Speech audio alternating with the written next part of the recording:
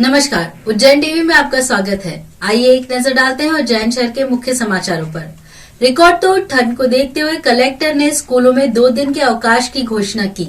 शीतलहर के चलते जिला कलेक्टर आशीष सिंह ने स्कूलों में 2 दिन का अवकाश घोषित किया है। नए साल की शुरुआत के साथ ही शहर कड़ाके की ठंड की चपेट में है। बुधवार सुबह भी शहर कोहरे की आगोश में रहा। दिन भर ठंडी हवाएं चलती रही। बुधवार को सीजन की सबसे सर्द रात रही। पारा गिरकर 7.2 डिग्री पर पहुंच गया, जिससे शहरवासियों को काफी परेशानियों का सामना करना पड़ा। आम जनजीवन भी प्रभावित हुआ।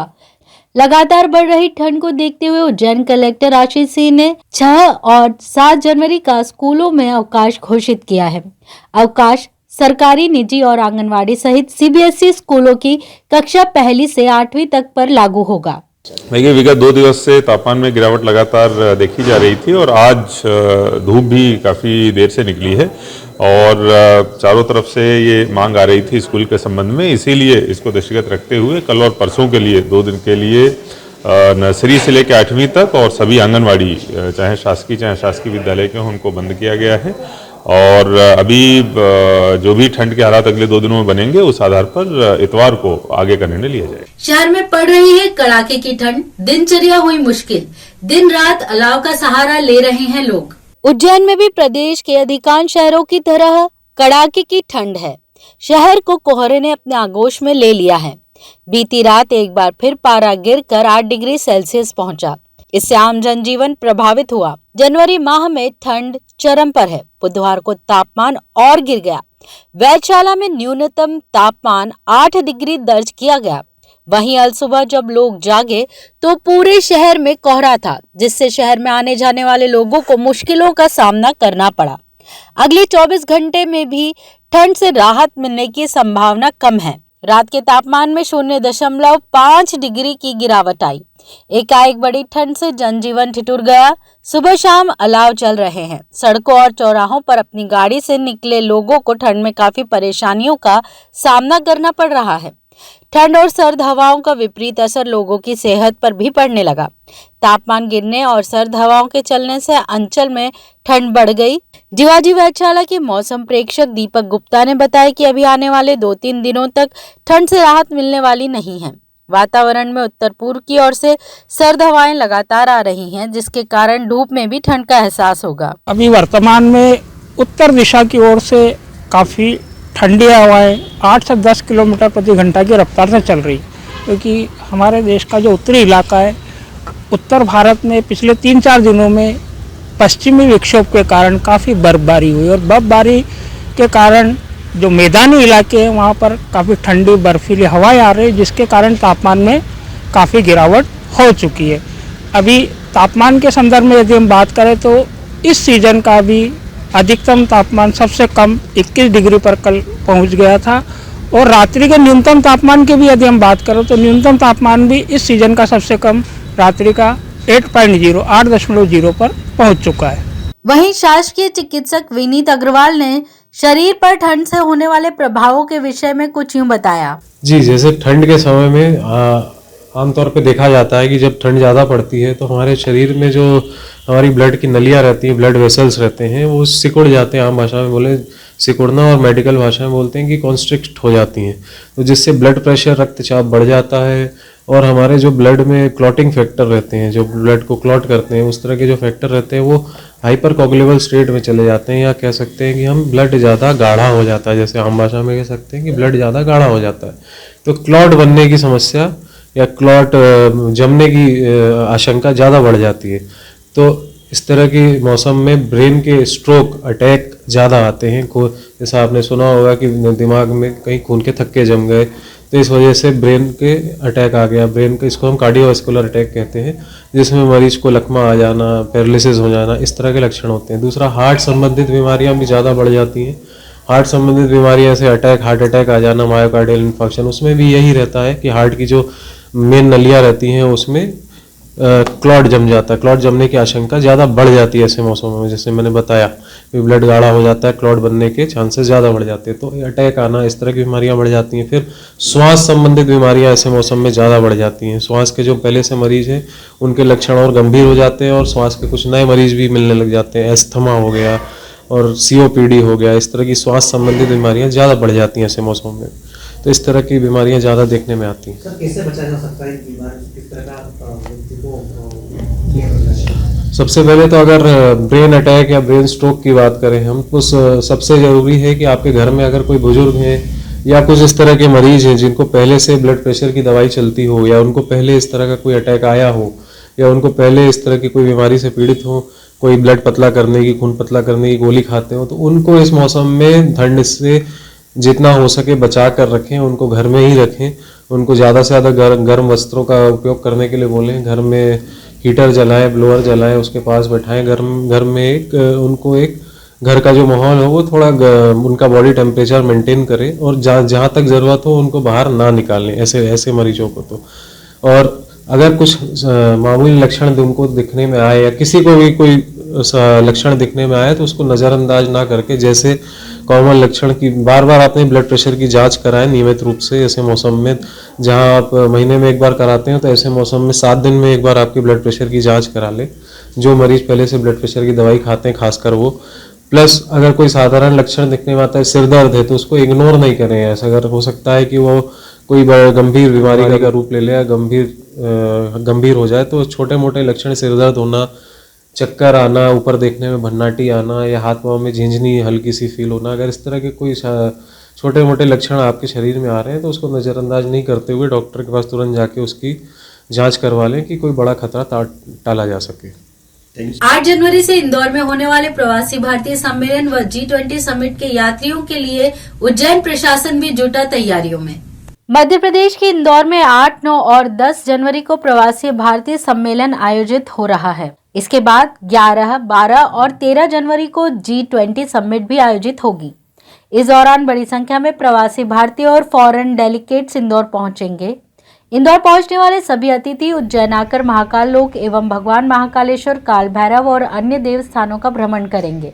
मुख्यमंत्री शिवराज सिंह चौहान के निर्देश है कि विदेश से आने वाले सभी अतिथियों का अतिथि सत्कार परंपरा के अनुरूप किया जाए, उन्हें महाकाल लोक का भ्रमण करवाया जाए। बता दें कि इस सिलसिले में अतिथि सत्कार की तैयारियों को अंतिम रूप देने एवं दिशा निर्देश देने के लिए कलेक्टर आशीष सिंह ने अधिकारियों के साथ महाकाल लोक एवं भगवान महाकालेश्वर मंदिर का भ्रमण किया।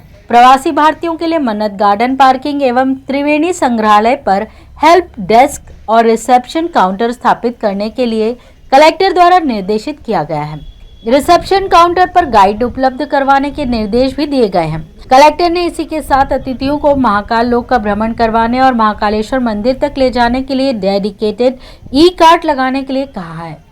देखिए, इसके लिए हम लोग एक एकल खिड़की की व्यवस्था कर रहे हैं जो त्रिवेणी संग्रहालय के बाहर रहेगी, और वहां पर आके कोई भी प्रवासी भारतीय दिवस में जो शामिल होने के लिए आया है श्रद्धालु, वो वहां पर संपर्क कर सकता है। और वहाँ पर हमारे पास गाइड्स और जो ई रिक्शा हैं, जो ई कार्ट है, उनकी सुविधा उपलब्ध रहेगी। उनको महाकाल लोक भी हमारा गाइड लेके घुमाएगा और इसके अलावा दर्शन भी कराएगा। इंदौर से भी हम लोग लगातार टच में हैं, उनको भी इसकी लोकेशन के बारे में हमने बताया हुआ, और वहाँ से जो सीधे हमको कॉन्टैक्ट्स मिलेंगे उनको भी हम लोग फैसिलिटेट करेंगे। गैंगवार में कुख्यात बदमाश छेनू के गुर्गों ने चलाए चाकू। पुरानी रंजिश के चलते 2 गैंगों में कई बार हो चुकी हैं वारदातें। पिछले दिनों उज्जैन के चिमनगंज थाना क्षेत्र में हुई गैंग वार रुकने का नाम नहीं ले रही। बुधवार दोपहर आगर रोड स्थित मित्रनगर निवासी सुल्तान अपने पिता इज्जत नूर के साथ अपनी बुआ से मिलने तकिया मस्जिद क्षेत्र की ओर जा रहा था। तभी नई सड़क के पास नगारची बाखल में कुख्यात गुंडे छेनू के साले शकील और रफीक वहां पहुंचे और दोनों पिता पुत्र के साथ मारपीट करने लगे। वह सुल्तान पर चाकू से वार करना शुरू कर दिए, जिसमें सुल्तान को बाईं आंख के पास और पैर में चाकू लगे हैं। दरअसल ये पूरा मामला फाजलपुरा निवासी छेनू और दमदमा निवासी गोलू की दुश्मनी से जुड़ा हुआ है। छेनू के परिवार को शक है कि घायल सुल्तान गोलू के साथ रहता है। चाकूबाजी के बाद इज्जत नूर अपने बेटे सुल्तान को लेकर खाराकुआं थाने पहुंचे, जहां से उसे मेडिकल के लिए जिला अस्पताल भेजा गया। खाराकुआं थाना पुलिस ने शकील और रफीक के खिलाफ प्रकरण दर्ज किया है। जानकारी के अनुसार एक आरोपी रफीक पुलिस की गिरफ्त में है, जबकि दूसरे आरोपी की पुलिस सरगर्मी से तलाश कर रही है। यदि आरोपियों पर जल्द ही अंकुश नहीं लगाया गया तो शहर में हत्या जैसी संगीन घटनाएं हो सकती हैं। पापा के साथ जा रहा था मेरी फुप्पो के माँ में, तो इन्होंने एकदम रोक लिया। मैं पीछे बैठा हुआ था, पापा गाड़ी चला रहे थे और ऐसे रोका और आए डायरेक्ट मेरे को 2 हाथ मार दिए। बड़ा सारा चाकू थे दोइयों का ने, एक मेरी आँख के में लगा और एक मेरी पाँव पे मारा है। हाँ, कौन कौन था इसमें? इसमें शकील था, रफीक था, उसका छोरा फरदीन था और 2-3 लोग और थे। कौन है? क्या कर? ये छेनू पहलवान के साले हैं। हाँ। और ये ऐसा समझते हैं कि मैं गोलू के साथ में रहता हूँ, जबकि मैं तो गाड़ी चलाता हूँ। अच्छा। मुझे उससे कोई लेना देना नहीं है। फिर भी ये बोलते हैं कि तू उसके साथ रहता है तो तेरे को मार देंगे, ये कर देंगे। मैंने इनको कितनी बार हाथ जोड़ लिए, पाँव जोड़ लिए। मैं नहीं रहता हूँ इनके साथ में। इसके पहले भी आपको धमकी दी? हाँ, इसके पहले भी धमकी दी थी और 3-4 बार धमकी दे दी थी। इसके पहले भी 2 चाटे मार के गए थे, मैंने कुछ भी नहीं किया था। किस चीज़ से मारा आपको? अभी इन्होंने चाकू से मारा। कहाँ पे शिकायत करी थी? मैंने खड़गपुर थाने में। नागदा में पटवारी को सस्पेंड किए जाने पर पटवारी संघ ने एसडीएम कार्यालय का किया घेराव। कुछ दिन पूर्व नागदा की ग्राम पंचायत रजला व पूनाखेड़ा पटवारी आशीष कुमावत को निलंबित कर दिया गया था, जिसे लेकर पटवारी संघ ने नागदा एसडीएम कार्यालय का घेराव कर तहसीलदार सर्वेश यादव को हटाने की मांग की। पटवारी संघ की माने तो सर्वेश यादव अपनी मनमर्जी से उच्च वरिष्ठ अधिकारियों को पटवारी की गलत रिपोर्ट प्रेषित करता है और जिसके चलते जिले भर के पटवारी ने नागदा अनुभाग में धरना प्रदर्शन किया एवं तहसीलदार सर्वेश यादव को हटाने की मांग की, जबकि नागदा एसडीएम आशुतोष गोस्वामी ने कार्यवाही को जायज ठहराया। देखिए, इसमें कुल मिला के ये है कि पटवारी आशीष कुमावत करते हैं जिनको कलेक्टर महोदय के आदेश से तहसील नागदा में अटैच किया गया था और उनके पश्चात उनको 2 या 3 घंटों का प्रभार दिया गया था।